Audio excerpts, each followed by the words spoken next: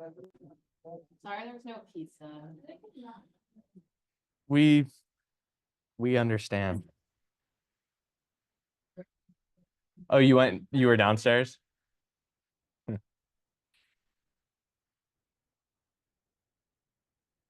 Oh no. Where did you end up parking? Oh, okay. Yeah, yeah. Near my old apartment. Nice. The Oh, I'll just park here. It's familiar to me. I'll walk. I was a little nervous because I was like the last parking spot. I was like almost that's why.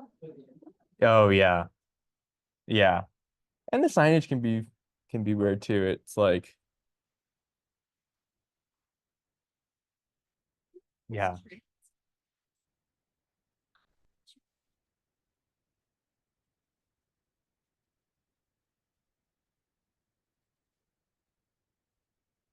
This is the last disco Really? of the semester. Wow. The last one. Ending on a high note. So do you know what day it is today? 25th? What about the 25th? Yeah. What is this movie? Miss Congeniality. That's Miss Rhode Island. Oh. You know, they're imperfect today. You know what? Christiana and I also Oh, realized today is our anniversary, and we just like a couple weeks ago you're figured it. sharing to Zoom right now. Oh, really? Yeah.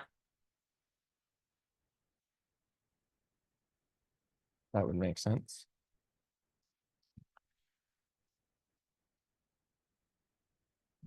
Oh my goodness. Gracious. Okay, yeah, so you can just still see. Oh geez. I see a bunch of gray boxes. Share.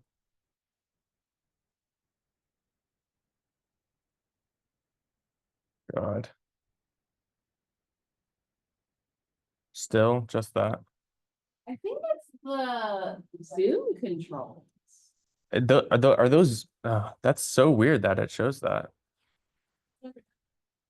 Huh. Yeah. Weird.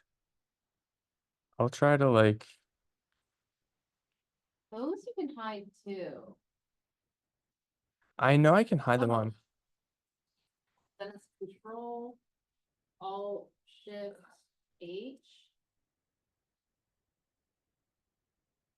Yeah, weird. I've never seen that happen. Yeah. Maybe there's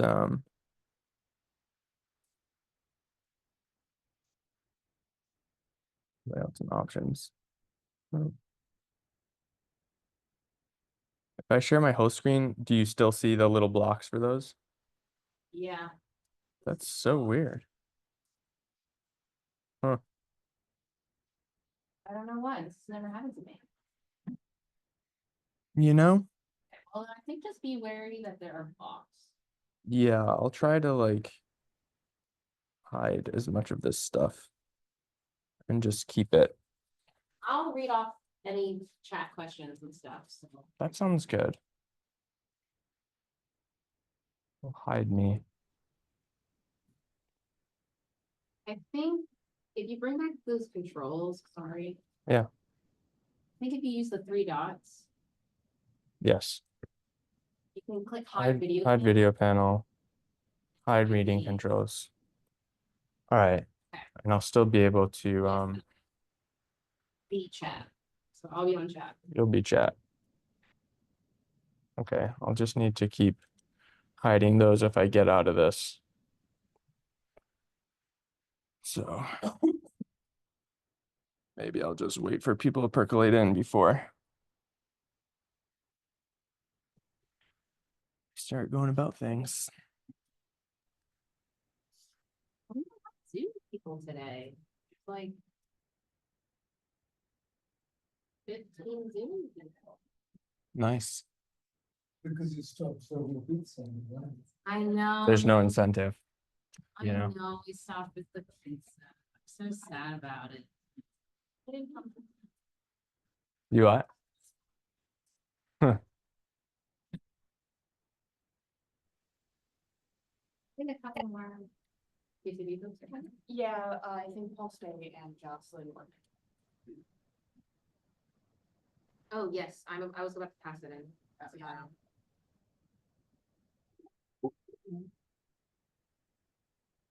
How's it going, Sam?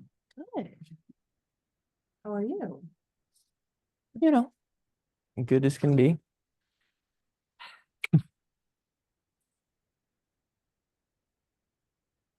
We're chilling, you know.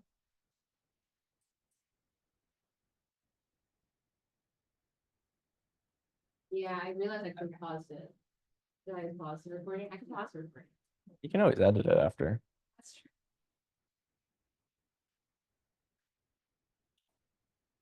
Good. Yeah. Yeah, we'll give it a couple for people on Zoom. We'll give it a couple more. I'll give it to 12:05 to start. Nice. 23 people. So yeah, thanks for everyone for joining. We'll be starting in a bit. Today is April 25th, and if you are in or around Rhode Island, this is a perfect date. This is a screenshot from Miss Congeniality, Farley Brothers movie, famed Rhode Island directors. This is Miss Rhode Island. Okay. Yeah. Do you want to turn your video on for the Zoom folks? Oh yeah, I'm happy to do that. Can you see me? Yes. You have a mic on? I do. Can you hear okay? Yeah. Okay. Okay. I'll project also.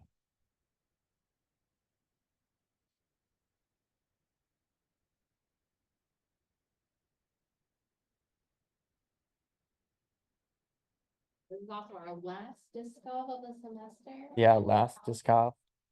We'll probably be back in the fall. So Nice. however that shakes up. Cool. Well, maybe I'll get started here. So hello everyone. I can't see all the folks on Zoom, but welcome to the final DSCoV of the season. Today we're going to be talking about Datawrapper, which is a data visualization platform. If you are following along, we'll have instructions for signing up and for downloading the files for today. You can also just have fun, sit back and enjoy the ride. So my name is Max Krieger. I am a project director at the People, Place, and Health Collective, which is a group within the Brown University School of Public Health. We do a lot of plain language communication work. We do a lot of work with the state health agencies, and Datawrapper has been a really cool tool that we've utilized more and more to create maps and cool graphs and things like that. So today, in 55 minutes, we'll cover creating a bar chart, and we'll be creating a map as well. So a lot to do today. So here's some examples that I pulled from things within our work and kind of other uses of Datawrapper. So in the top left corner is actually a graph that we made for the Department of Health here in Rhode Island during COVID. I actually just saw this article today from the Brown Herald, might have been today or yesterday, but they were using Datawrapper in their news article, which was really cool. And then you can see these other examples that have been used by other types of news agencies. So you can kind of get the picture here. These are meant to create, pretty impactful visualizations that are highly customizable, and people are using them in all different kinds of ways. So what we'll need to, if you want to follow along today and create a map and a bar chart with us, you'll need to create a Datawrapper account, and it's free to sign up. So let me get that link here. It's datawrapper.de. So let me share this in the chat.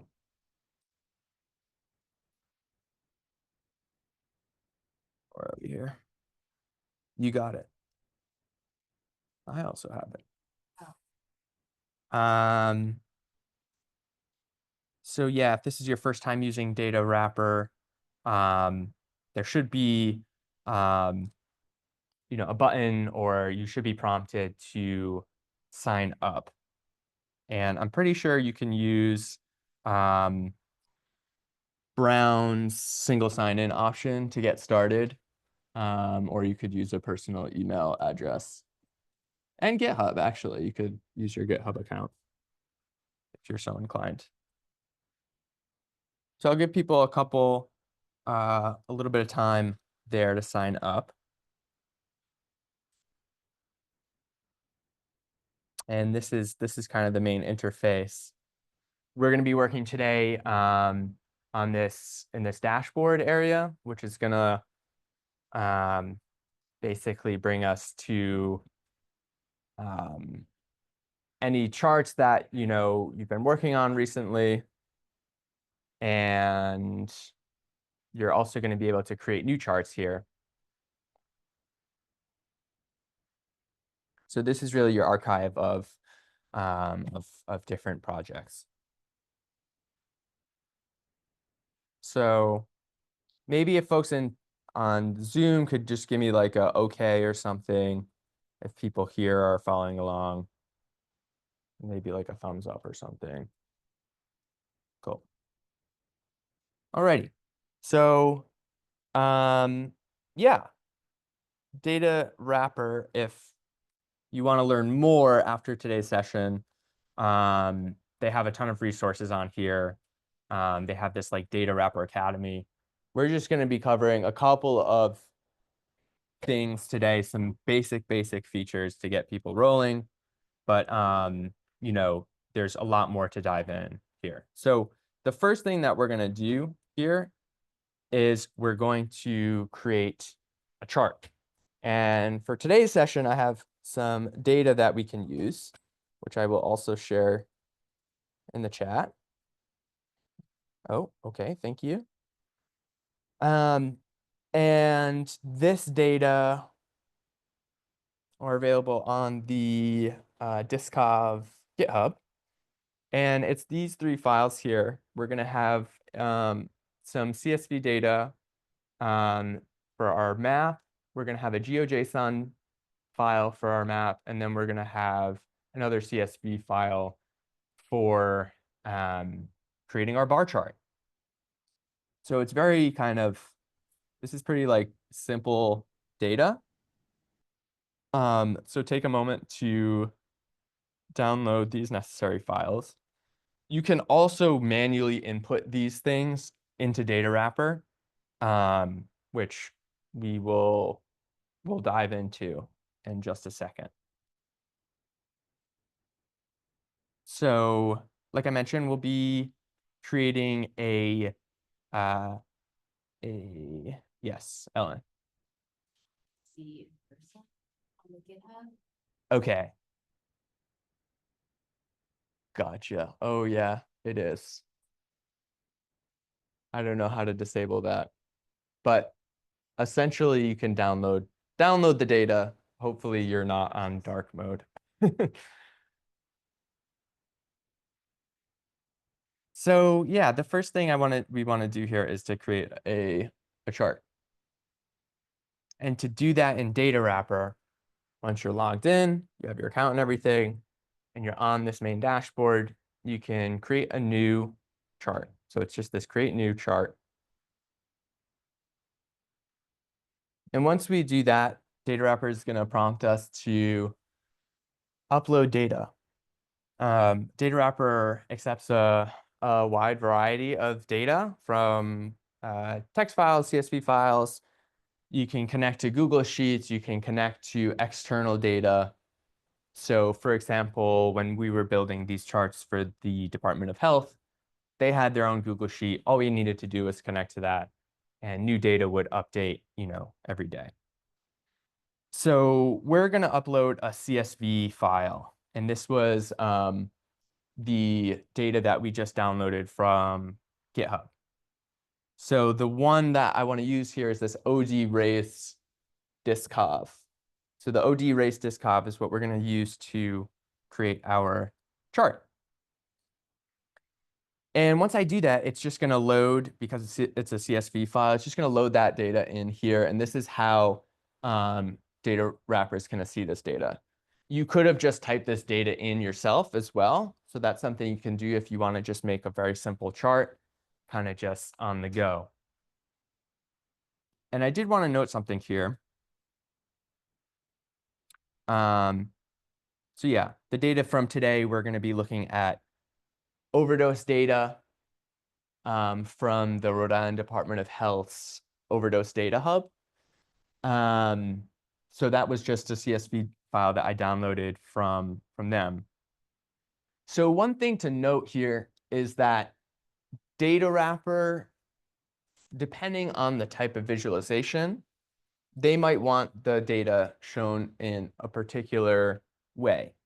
And in this case, this is maybe not a way that I'm used to having data organized in a database, for example. But this is the way that for this particular type of line chart, we would want the data to show in Datawrapper. And any Datawrapper visualization that is hosted on this website that you come across, you can open those up and edit them to see how they formatted their data. So if there's a particular type of chart that you might be interested in, and you're wondering how did they get their data to look like that, you can just go and edit that Datawrapper that they made and see how they laid out their data. So yeah, so they're really looking for this type of chart. They're looking for, it's called a pivot table, where every single category is kind of in its own column. So I'm going to switch back for a second to our Datawrapper tab. So after you've gotten your data in there, the next thing to do is to move to step number 2, which is just to check this data. And Datawrapper is going to look at your data and understand, does it consider something to be a date field? Does it consider something to be, a number field or a text field? So this is where you can make these types of modifications. If for example, we wanted this to show up as like a percentage, you could do that here. If you wanted to round numbers, you could do that here. But to me, all of this looks good. So now I want to move on to step number 3, which is to visualize this data.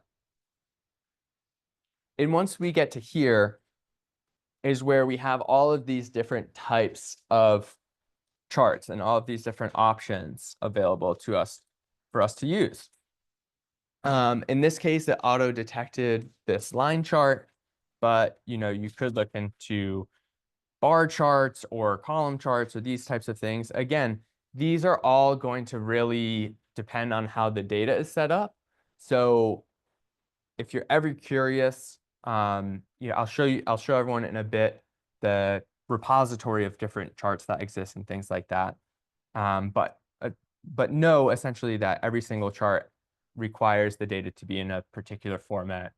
And Datawrapper really, they explain what each one needs.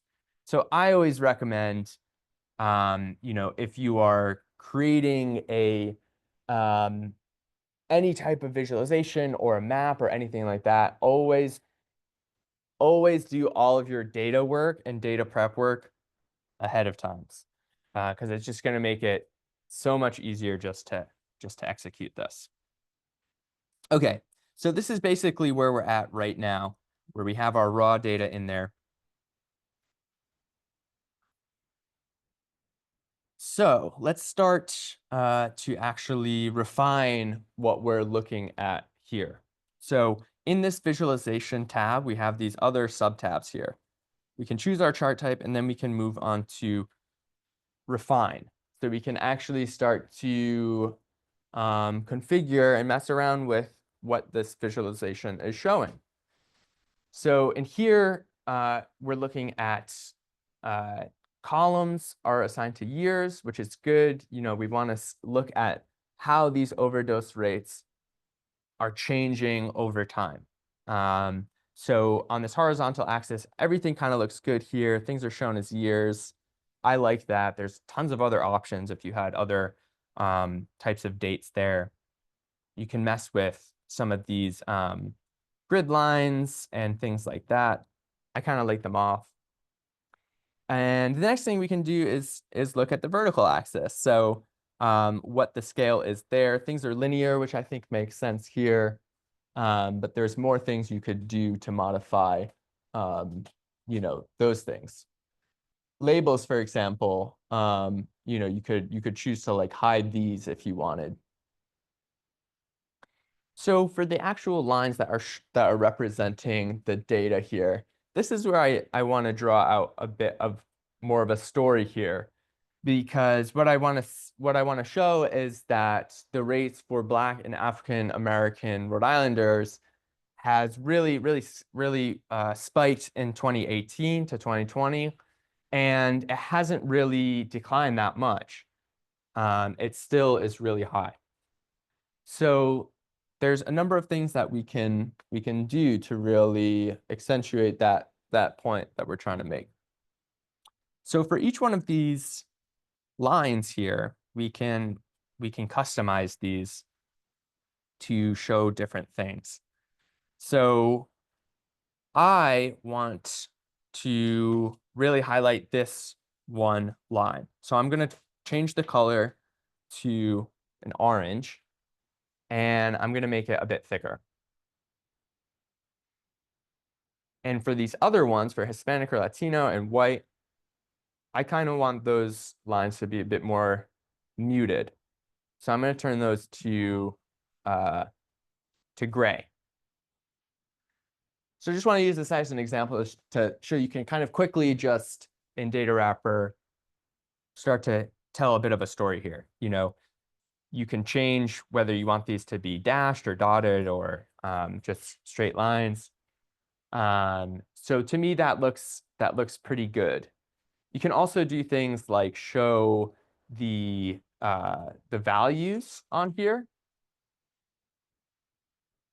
And you can show like the symbols of these, basically change like the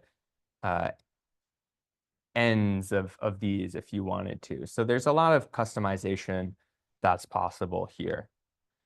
One other thing that I'll do, and this is just purely visual, but I'm going to select one of these and hold Shift and select all of them. And I want to interpolate these lines to make them a bit more smooth. I don't know. To me, it's just appealing. So it's probably not like the most accurate thing to the data, but I think it's just something like as a viewer kind of is nice. You can also do this thing to show the outline of these so that it adds a bit of a halo effect around these lines. So if you had a bunch of intersecting lines like white and Hispanic, those lines cross each other, that it adds a bit of halo effect to those. So that to me looks pretty good right now. So what's next? We've customized each line. And like I said, this is something that a lot of, you know, this is one way of really drawing out context or really adding a point of comparison. So this isn't for nothing, you know, this is an article from the New York Times about brain fog and how it relates to COVID.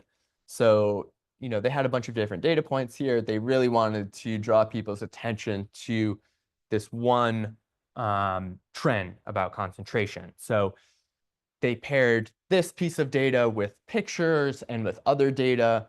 So I kind of want to do the same thing here and start to create a bit of a narrative. So everything to me is looking pretty good right now. There's some other options here that we'll cover when we go to make our maps. You know, you can mess with like margins and all these types of things, but I think everything is looking okay right now. So let's move on to the next step.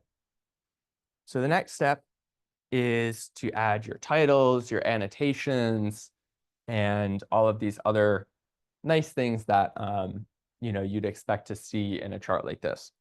So because I downloaded this data from this Rido data hub, they actually have, I might have to go back to pull the link from where I got this. They actually have some nice prepared text that we can just borrow from. So I won't burden people with this. I mean, get as far as you want to get with this. Let me, I'll share this in the chat. If I can find my. So this is where I downloaded the data from. But what you're going to see is they'll have a nice title that we can use. There's nice data notes that we can draw from. These are all really good things to include in these types of graphs. So I believe it was this one. So this is also where you could, you know, get a bit more journalistic if you wanted to. You know, in this slide, what do I say? Black and African American Rhode Islanders experience the highest rates of fatal overdose. So you could type that here.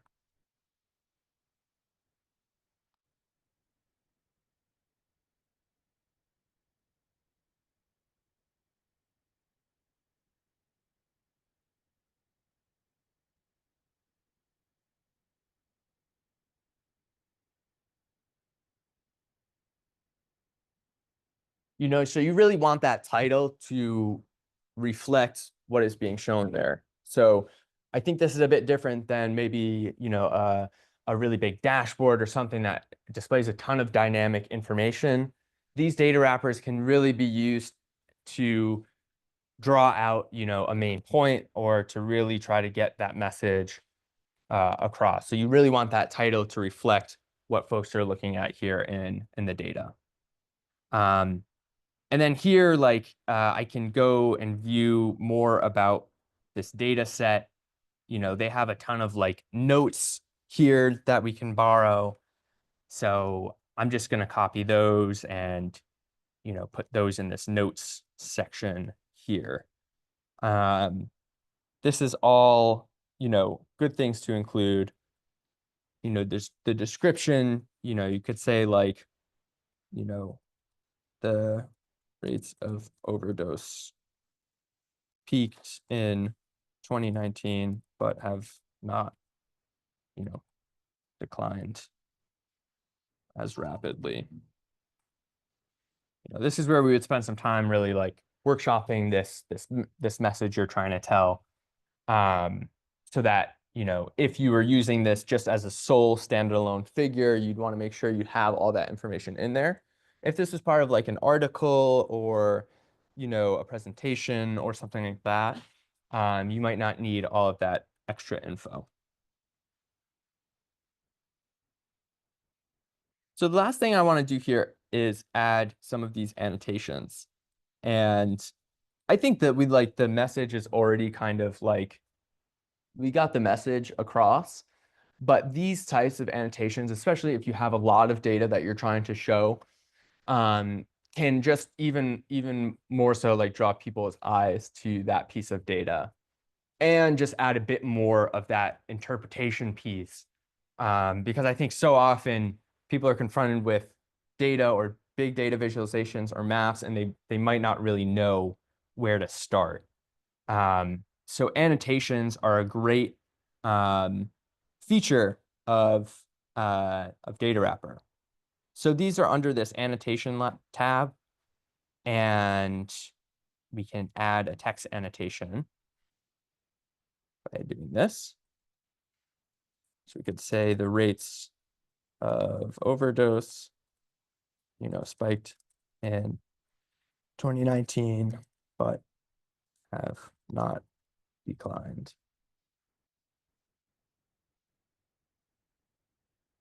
And each of these annotations can be edited as well. So we can change, let's make these bold.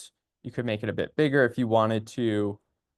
Again, we could add that text outline, so it gives it a bit of like a halo effect. You can change the, if we want this centered. And then we can also have it draw a line to where we want it to go. So once you flip that on, you get more options. So we could have this just point at the line. And yeah, there's all different kinds of options here. Let's make this a little bit thicker. And you can have the line be the same text as the color. And just for added effect, I will change the color of this text to match that orange. So just that like adds kind of a little bit of extra, maybe if you didn't have this big title and this was kind of just embedded in a report or in a website or something, you could just have that piece there really draw out that message a bit more. And again, this is really like what someone like the New York Times is doing when they have something like this. They're really trying to make it so this is just kind of really integrated into the story that they're trying to tell. So annotations are great and a really cool feature of Datawrapper. So I know I'm jumping all around here, but to me, this is looking pretty good. So the last thing to do is to publish this. So data wrappers are interactive by default. So I go back to our little data wrapper and we'll hit proceed. So we'll be in this. Oh yeah, there's additional options here for layout and things like that. A lot of options here. You can have people download the data if you want to. You can have an embed link. You could have social media buttons. There's a lot of options here. So there's a lot of ways, like if you have a particular brand and branding, full integration there. So the last thing we're going to do here on step number 4 is to publish and embed this visualization. So right now, this data wrapper is not published. So I can't really share this with people, but I could download a PNG if I wanted to. PDFs, SVGs, and zip files are for, there is like a paid version of this, but we've been using this for a long time and haven't paid anything. So when you publish this, what this is doing is putting it on Datawrapper's server, making it available so that you can then embed this. Yes, Ellen. Questions? Oh boy. Is there a way to center the title? And then is there an Oh, yeah. undo button somewhere? Yes. So centering. Yes, you can. If you go back to refine. Oh, maybe there's not actually. I may be wrong.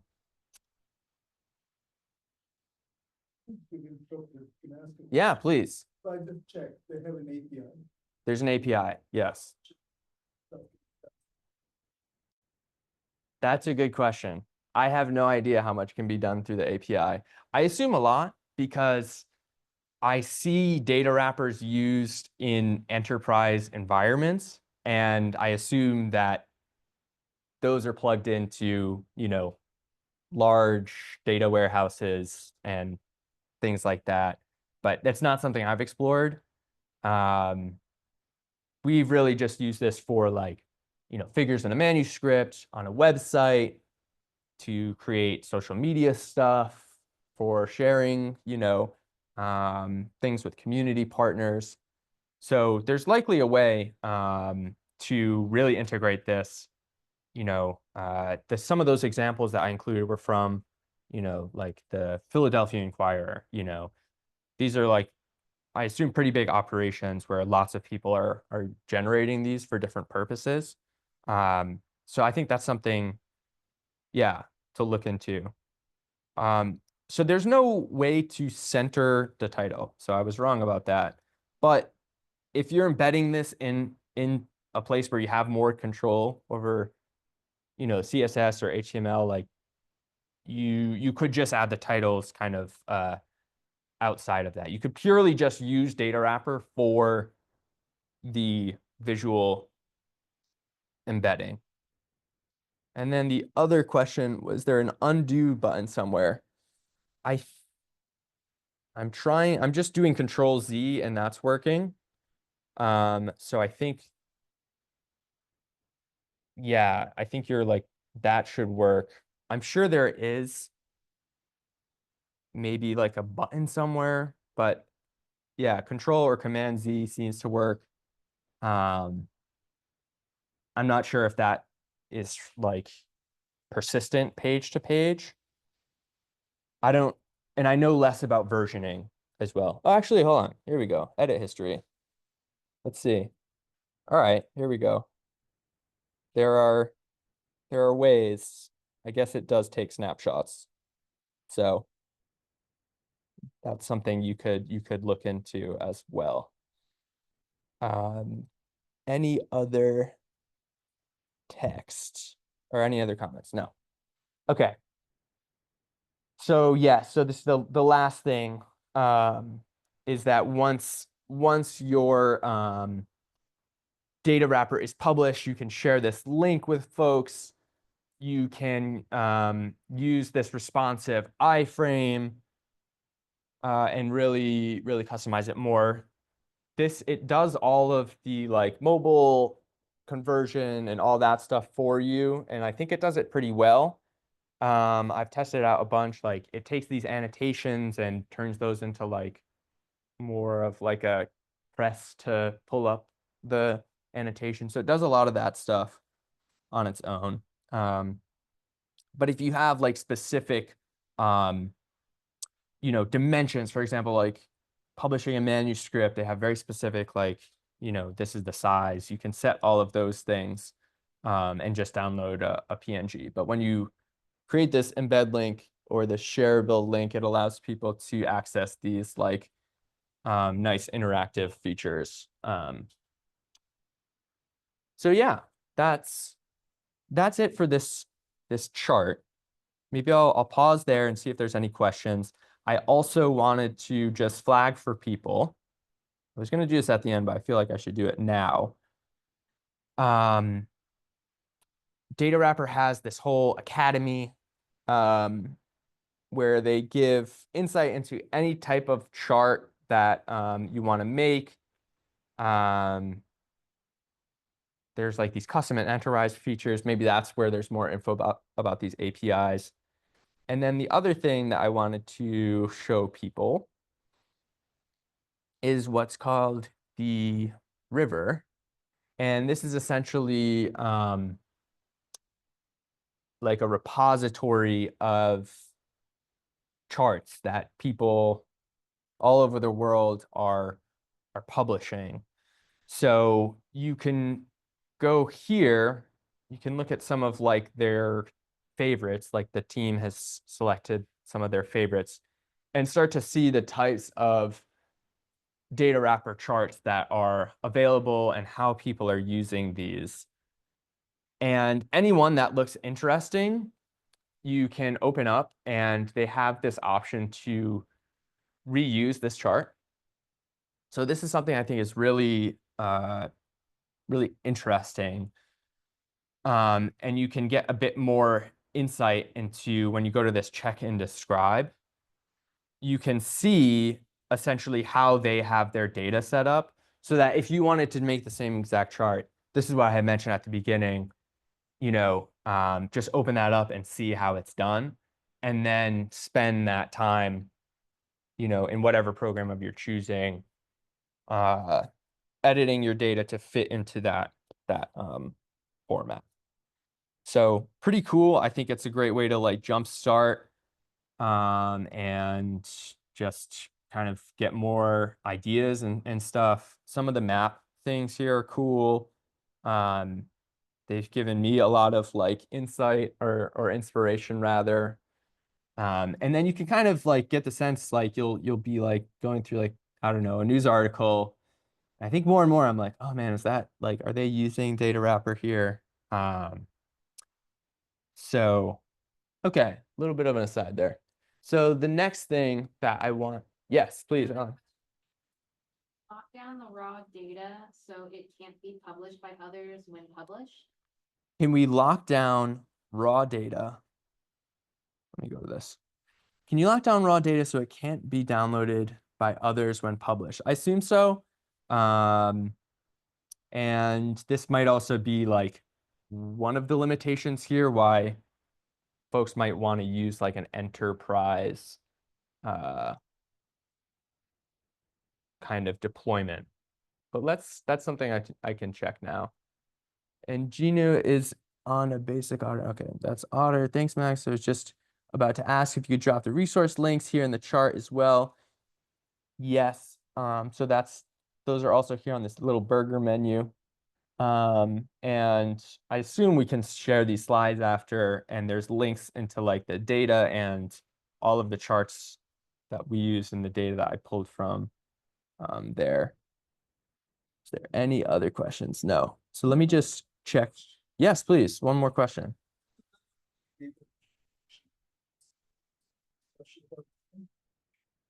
So the question was, there's many data visualization tools, and is there something special about this tool? Like, why would we want to use this tool? Oh, and there is an option here for having the data be downloadable or not. That's a great question. For me, as someone who has worked with a lot of different types of data visualization tools, something that I really appreciate about Datawrapper is just how quickly it is to create something very impactful and simple. I work a lot in Tableau and in ArcGIS. These are really powerful tools. Sometimes you just want to take the rowboat out. You don't want to just be confined to the yacht every time you're just trying to, go down the river.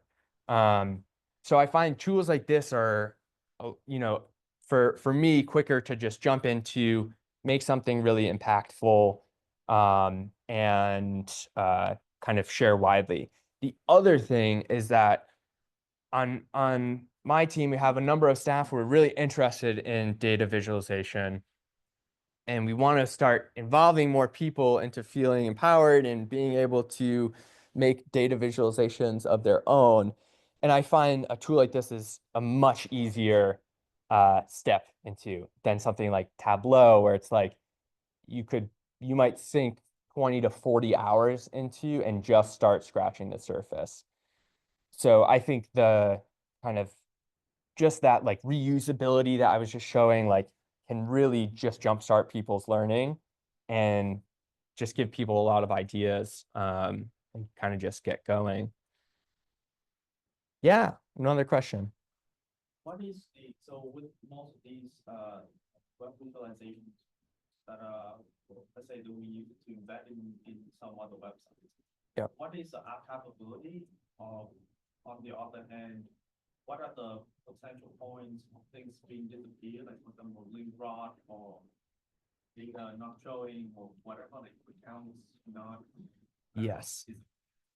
Yeah, so the question was, what are the concerns over like links disappearing and link rot, which I've never heard of. That's cool. That's not so bad. Yes.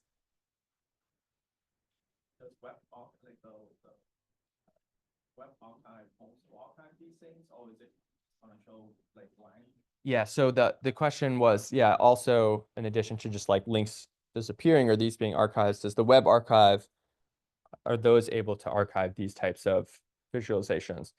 From my experience, I mean, I'm talking back to 2020, I still have access to those charts and can reuse those. Because these are dynamic, like I feel like a web scraping, archiving thing like that is likely to lose these. But if you were really concerned, you could also just download the PNGs of these. Again, yeah, this might be a, a limitation of a tool like this. It's not going to give you that code that you can just have on hand. But in using this tool for, half a decade now, I can still go back to all the different charts that I've made from, a long time ago. But this also could be something I haven't fully looked into this. Datawrapper might have more info. So I think there's some questions here that like I'll definitely be looking into after, which they might have on their like FAQ or data wrapper academy. So for sake of time, I'm going to move us along because I want us to create a map. And we're going to create a map in 15 minutes here, which I don't think you could say for every program. So we're going to do this by going to this create new section. And rather than create a chart, we're going to make a map. There's a bunch of different types of maps you can use here. We're going to make a very common map called the choropleth map. And the data that I provided in that GitHub repository contains a GeoJSON file and a CSV file. Now, you don't have to use these custom, these are like custom shape files and custom map boundaries that we're going to make. But, I could just look up here, Rhode Island, and it's going to show me all of the different types of maps that are available for Rhode Island. So long as you have information at a census tract level, you can use Datawrapper to make these types of maps just kind of out of the box. Just basically paste your data in there. And there's quite a bit of different shape files that are available. But we're going to draw our own. We're going to upload our own custom map. And it's this map geometry.geojson. And this is basically going to give Datawrapper all of the information that it needs to know, because I want to make a map of Providence. So this here is our map of Providence. So we have all of our boundaries here. Now we just need to put some data into them. So if I hit proceed, it's going to ask us now to add our data. So how I want to do this is right here in this upload a file. And when I do that, now I want to add this map data, which should be conveniently called map data. And while that kind of does its thing, I want to give folks just a little insight into what we're doing here. We're taking the CSV information and putting it within these boundaries. So if you're new to mapping, this is a very common type of operation, which is called a join. So essentially, you have two different data sets that have a common element, and you're going to use that common element to join these things together. So in this case, there's like a object ID field, which is this object ID. That's the common element between our CSV file and our GeoJSON file. So when we do that and we merge those things together, it's going to allow us to use one of the fields in the CSV data set to show up on this GeoJSON map. So let me switch back over to our data wrapper here. So now these two pieces of data sets together is going to give us all of these different fields. So we have our object ID field, which is basically just that unique ID field. And then this middle field, this represents the percentage of children that had in Providence a lead blood test that exceeded a safe level. And then the other thing here is basically where does that neighborhood fall in these health equity zones? So I actually want to use this lead field as our values field. So this is basically what I want to be visualizing. When I do that, you can kind of see, now we have our little values thing here. That's just telling Datawrapper like, hey, like this is what I want to show up on the map. And you should get something that looks like this, where you have all of your different neighborhoods in Providence, and then you have these values from this column B showing up there. And then I'm going to hit proceed.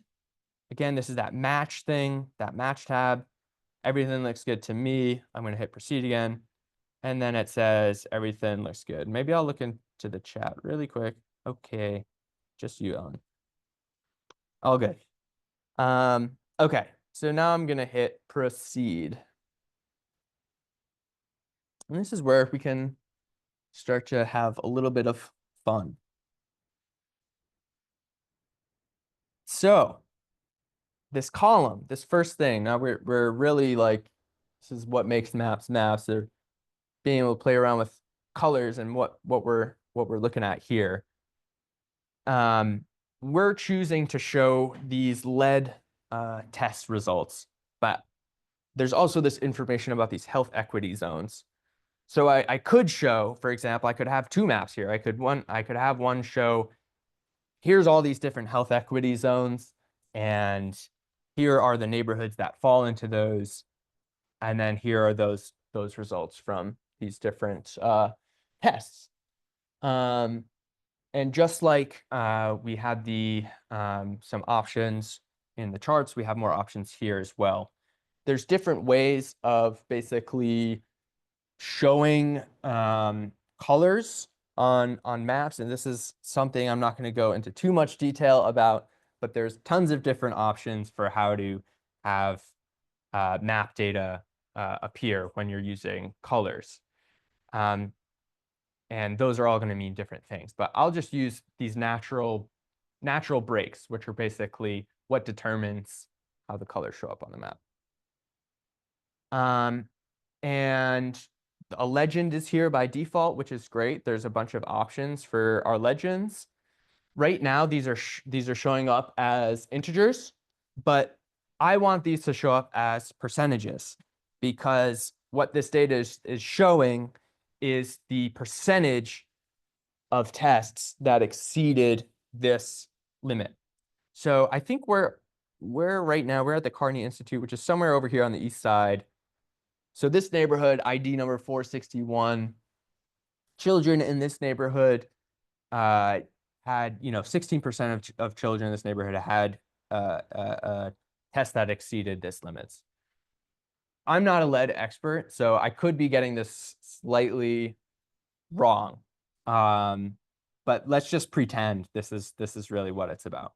So I really want to draw, let's say I'm from, Lower South Providence here, and I really want to draw more attention to, I'm from this health equity zone, and I really want people to focus on this information.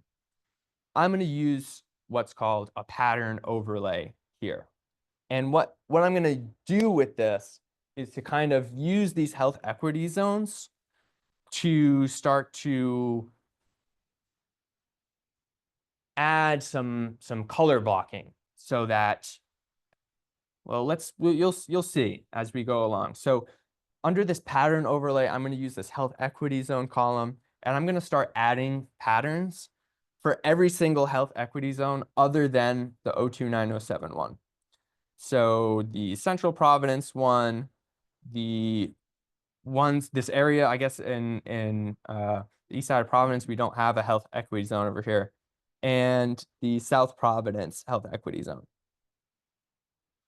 So you can use these to do some cool overlays here. So I'm gonna click one of these and then press Shift to select all of them.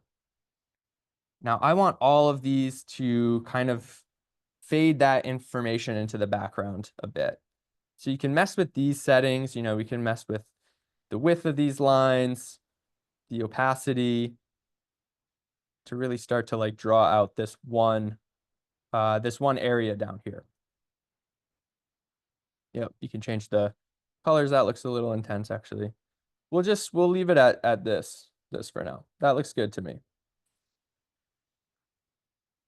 Okay, I'm gonna keep going down here. Legend, we want to keep this legend. I'm gonna hide this pattern legend. I don't really think we're gonna need that. You can add more padding to the map. Some cool things you can do there. Anything else we want to add here? No, that looks good for now. Now I'm going to show us how we can just do a couple more things to make this really pop. Now let's go to the annotation tab.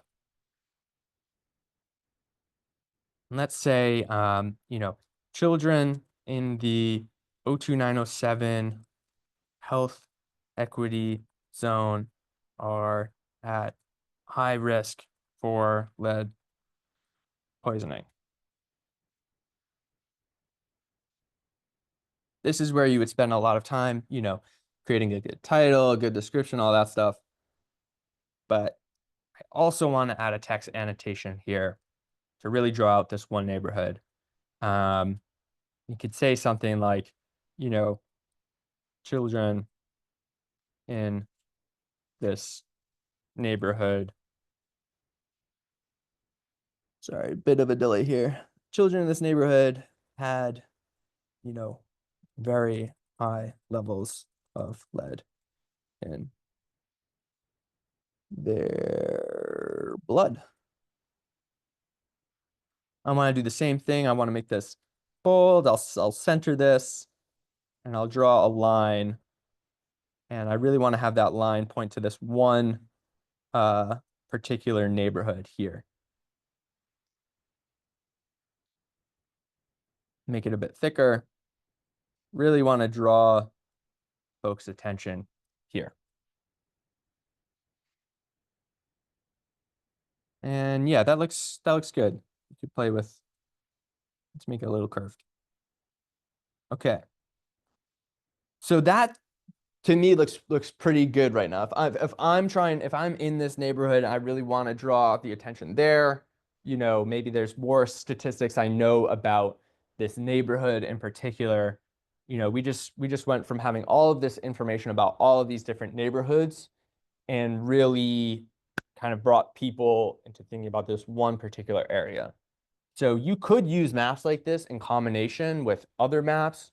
You could go through, you could think about the same thing about using color blocking to block this neighborhood, but show another neighborhood and really kind of walk the viewer through, each one of these neighborhoods.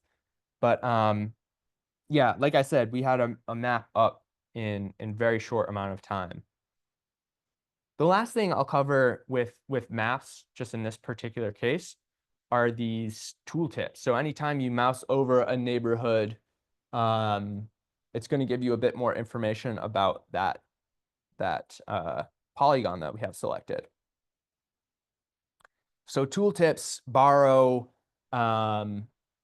information from the data set. So we could have, for example, rather than region name here, I could have this be the health equity zone.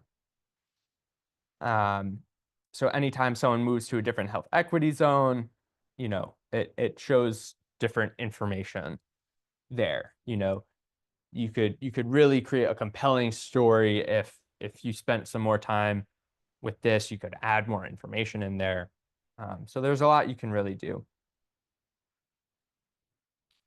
So let me move us through some of these show you if we had a little bit more time. This is probably a more descriptive title and description there. You know, we added a bit more text on, you know, the legend to let people know exactly what they're looking at. And then here's an example of, you know, if we spent some more time with that tooltip. So a lot you can do here.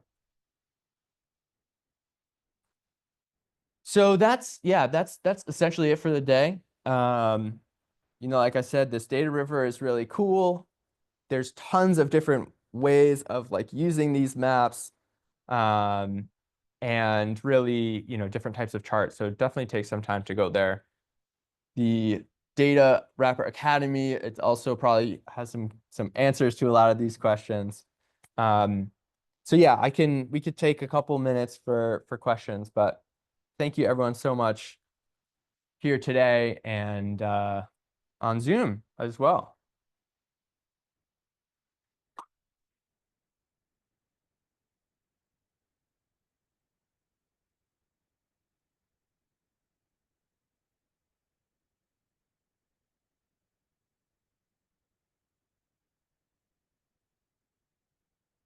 Yeah, thanks everyone for joining on Zoom.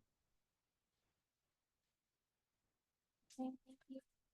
That's great demonstration. Thank you so much. Thank you for this. I'll look forward to joining in the future. Thank you. Thank you so much. Thank you, Kimberly. I guess I shouldn't.